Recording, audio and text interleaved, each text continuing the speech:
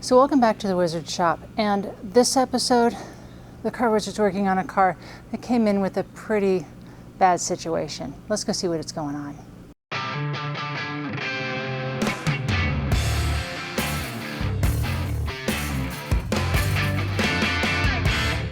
So car wizard, what's going on with this? This is a really crazy situation. It's very, very aggravating. It's actually not hard to fix the car. The car's not making me mad. It's the situation. Let me tell you guys a story. This is really crazy. Okay.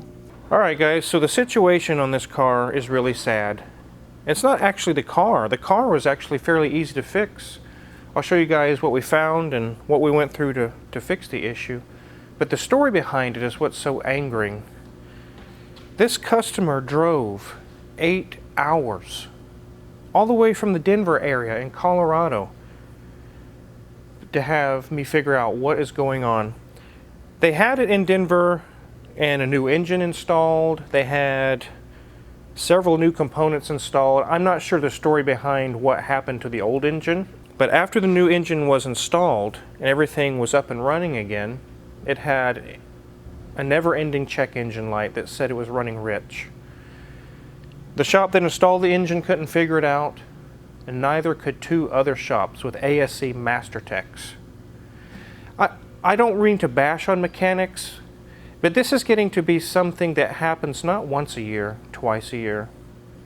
This is happening 5 and 10 times a month.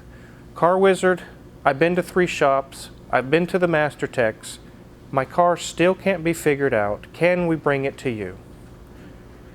They bring it to me, we figure it out, and it never fails that I'm baffled. I'm like, that wasn't hard. I don't understand. It really doesn't reflect very highly on the ASC certification patch because it doesn't guarantee honesty. It doesn't guarantee the person gives a damn. A person who wears that patch, I would think that that guarantees they have the knowledge to diagnose a situation like this. But apparently it doesn't mean that. So I'm not attacking ASC certified. What I'm attacking is I can't believe this keeps happening. So it's either the people that are doing the diagnosis just don't care anymore, but it also can come down to the owner of the shop. It could be that mechanic is very capable, but the owner says, I give you a half an hour to figure out what's wrong.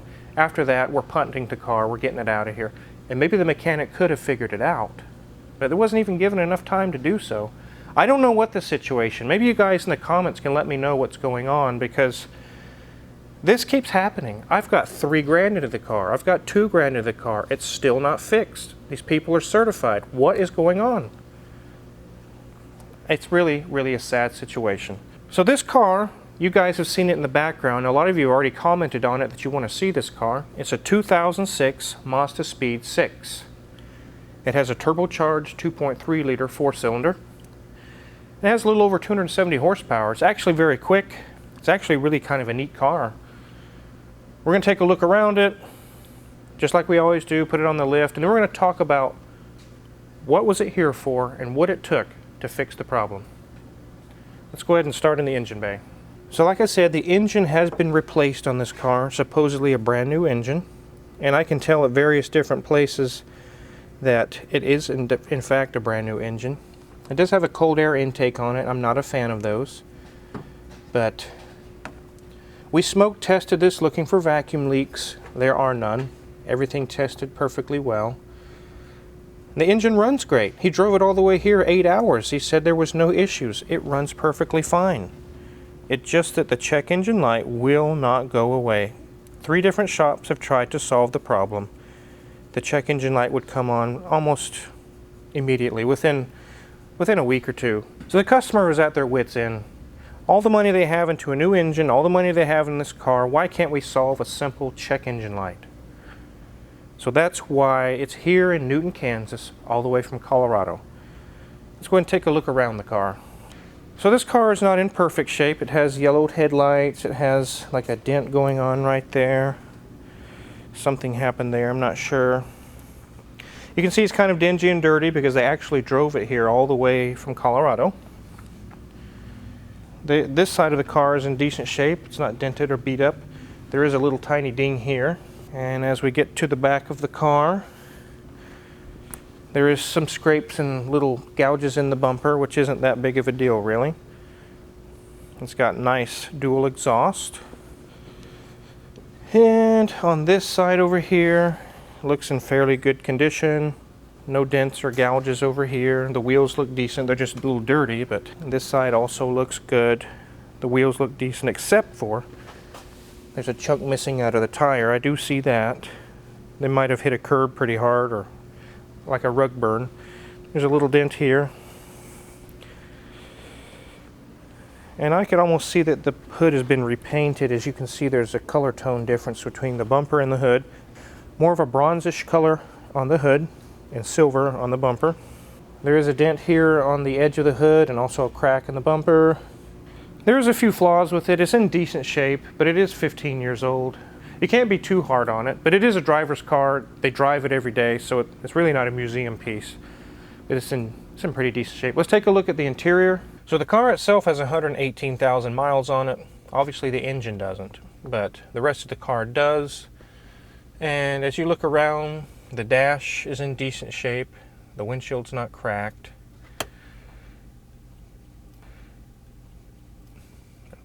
This has the 6-speed transmission manual.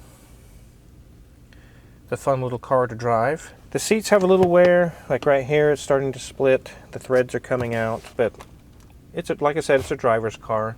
The headliner is in decent shape. And then the back seats are a little dirty, but they're in decent shape. This is probably a work car. They drive it every day to work. It's in pretty good shape overall. One really odd thing about this car that I thought is strange is the key. It's actually a credit card. Although I wouldn't want to put it in my wallet because every time you sit down it'll push the panic button. But it literally is credit card thin. It's kind of interesting. I would be afraid that a person could misplace this. It could fall between the seats really easy or something, but I haven't seen too many of these keys like this with cars. Let's go ahead and get this thing on the lift.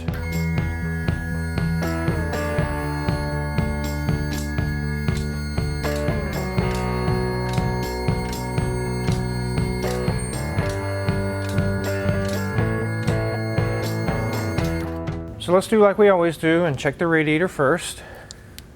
Well, we can see that the radiator is brand new. It's shiny. So very likely it's not going to be leaking, although I have seen brand new parts fail. But it's not leaking.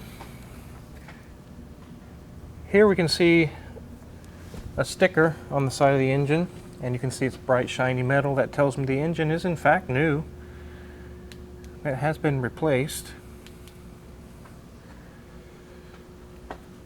You can see there's no leaks on the transmission. There's a tiny seepage here. It was probably just this drain plug. Let's go ahead and check the wheels up front. The pads are good. Nothing loose. Pads are good here. Nothing loose. Sway bar link is good there. Sway bar link is good there.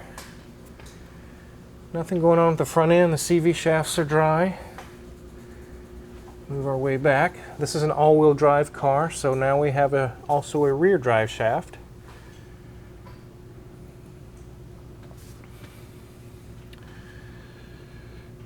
Here we have a air-fuel ratio sensor. This is the rear one. Here's our secondary cat. Drive shaft here is in good shape. Move our way back here. The U-joint is good, and so is that one. Nice and tight differential. And this is the rear differential. It's in good shape. It's not leaking. There is some corrosion, like the exhaust is starting to rust out, but they live in Denver where they salt the roads. I wouldn't be surprised. Let's check the rear wheels. Brakes are good. Nothing loose there. Yeah, check the sway bar link. It's good. We'll go to this side. Shocks look good. The brakes are good. Check the sway bar link. It's good. And the CV shafts are nice and dry. No torn boots. They look good as well. So the car all in all is in pretty good shape, but the customer's concern is the check engine light. Why can't we solve that? Or why can't they solve that? I believe I already have. Let's go ahead and lower this thing down. I'll get my handy dandy Autel tool fired up and I'll show you guys some numbers.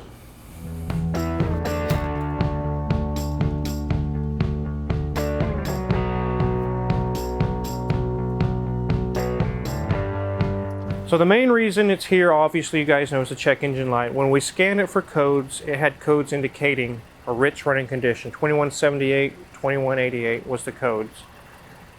And I use a lot in the shop is a software database called identifix. I've showed you guys before in the past how I use this. You can type in a code and it lists shops all across the country, what they have found with that. And it doesn't necessarily give you an exact indication of what's wrong, but what it does is narrow down 50 different things to about 2 or 3. So why is a check engine light coming on? Could be a mass airflow sensor, could be a crank sensor, could be running rich, running lean. It could be a whole slew of different things. Many of you can go to an auto parts store and get a free reading and it shows a code, and it really, you can check Google it, but otherwise it really doesn't help you much. You really need a trained technician to know, okay, I know what's going on here, and then they can look at live data to see if it matches what the code is showing. We smoke tested the intake, we smoke tested the entire air intake assembly. There was no leaks. So it's not a vacuum leak. The fuel injectors are running fine, the engine runs fine, there's no misfires. It just indicates it was running rich. Let me show you guys what I found on identifix, and then I'll show you the data that I looked at. So I typed in those codes to identifix and it brought me some information, very valuable information. It says check the calculated load reading. The engine load is what they're talking about. It should be close to 18%. Some common issues could be mass airflow sensor. Also below that, item number 3, the rear oxygen sensor could very well be a likely culprit. It says to check that data as well. So let's get this out of the way and take a look at my Autel MS908, what it's saying. So this is my Autel MaxiSys MS908S that Autel was kind enough to give me. And I wouldn't run a European repair shop without one. It is so powerful. But I've got the live data pulled up on this, on the sensors that identifix was specifying, also some other sensors. But like I mentioned a minute ago, I could figure this stuff out myself, but identifix narrowed it down really fast. It was like there's 20 doors open and they closed 18 of them. And now you only have 2 to focus on. And 9 times out of 10, I have found identifix to solve the problem. So let's take a look at the data. Our engine load is warmed up. It's bouncing between 18 to 19%. That's exactly what identifix said it should be. When the car came in right after the long drive from Denver, Colorado, I hooked up my scan tool and looked at the data, and this number was at 29% all the time. No AC on, no accessories on, just idling at full operating temperature was 29%. I knew right away something is wrong, so I started looking at other data. The air-fuel ratio, actual, is right at 1.99. The desired air-fuel ratio is 0.99, so it is exactly where it should be. But when it came in here, it was way higher than that. Long-term fuel trim, -5. That's about right. It should be plus or minus 5 in that range. When it came into the shop, it was -24. Way off where it shouldn't be. Mass airflow, there's a really cool trick that I learned from vision schools in Kansas City. I used to go to those. That's where I got my training. Some of my highly skilled technical training, that is. There was an instructor that gave us a really cool ratio. He said 90% of the time it works. Not always, but 90% of the time it works. The mass airflow grams per second reading should never, ever be below the engine liter size. So this is a 2.3 liter 4-cylinder. So being the number that we're looking at is 2.3, This airflow grams per second should never be below that. At idle, warmed up, with no accessories on. And it's a little bit above, which is perfect, 2.8. Obviously, we don't want to see 10 or 12 or something crazy. When it came in here, it was 1.7. It was way below what it should be. I started seeing these numbers and I started saying, okay, let me dig a little bit more, but I think we're down to the root of the problem. So the last thing I have is short-term fuel trim here, 0. That means the engine is exactly happy with where it needs to be. It's plus or minus 5%, which it was minus 24. The short term when it came in here was also in the minus 20s, 19, 20 range. It was trying to pull fuel so hard. I don't even know how it was running well. Somehow it was running well. The things that I inspected and replaced was the mass airflow sensor, because I knew from that reading it's bad. It looked like the shop before had put one in, but it looked kind of like a cheap one. These are the areas you can't scrimp or be cheap on, is air-fuel ratio sensors or oxygen sensors and mass airflow sensors. You have to get OEM Denso or Bosch or Delphi. You have to use those major brands because this is what can happen. That sounds a lot like what you did to my Land Rover on the Exactly. trail. We tried to cheap out on that. We tried to cheap out on the wastegate controller, the solenoid, and it backfired. It lasted, what, like a week or two? A couple of days. A couple of days, and it was dead. We finally got the OEM Ford Motor Company actuator on it, and it's been fine ever since. Yes. So was the savings worth it? No. No, not at all. Not even begin to be worth it. So you're going to the parts store, you say, well, here's an airflow sensor. This one's 80 bucks.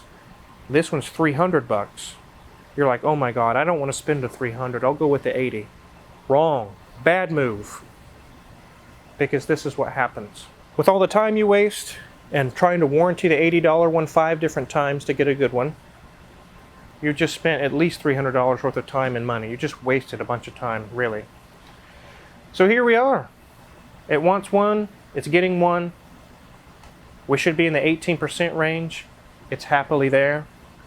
We're in the plus or minus 5% range on long-term fuel ratio. Our airflow is hovering just a little bit above the engine liter size.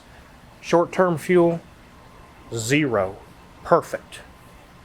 We've road tested this car 3 or 4 times already. No check engine light. And there's not going to be one with perfect readings like that. We're going to road test it another week. We're going to keep going and keep just to be sure, because that's what we do here at Omega Auto Clinic. We don't just toss the car off and say, oh, it's done.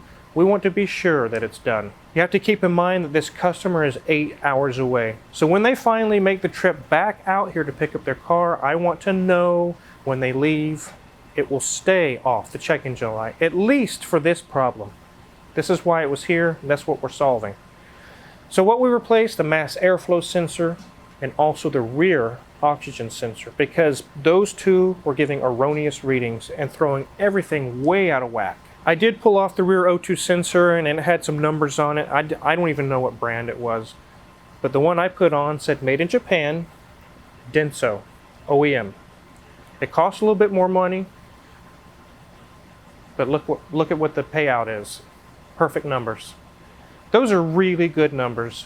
I'm very confident that they will be able to take this car out of here and the check engine light's not going to come back on, at least for this problem anyway. So thank you guys for following along on the really crazy situation we're in here. The reason that angers me so much is that this, like I said, this isn't the first time this has happened. I'm getting people from Texas, Oklahoma, Missouri, Nebraska, Colorado, that have all been to the same situation. I've been to 2 or 3 shops. They can't figure it out. I'm willing to drive the distance to get this figured out. We figured this one out just like the last who knows how many I've done, and it really saddens me. It's just, it shouldn't be that way. It really shouldn't, guys. So if you're curious what kind of tools you use in the shop, kind of like the MaxiSys we were using there, click the Amazon affiliates link in the description below. We've got all my tools in the shop listed for sale there. If you haven't hit the subscribe button already, I really recommend you do that now. We're working on the Oldsmobile. I'm going to be working on the Malibu, and we've got yacht videos coming up soon. So lots of cool stuff going in the shop. Click the subscribe button. Thanks for watching.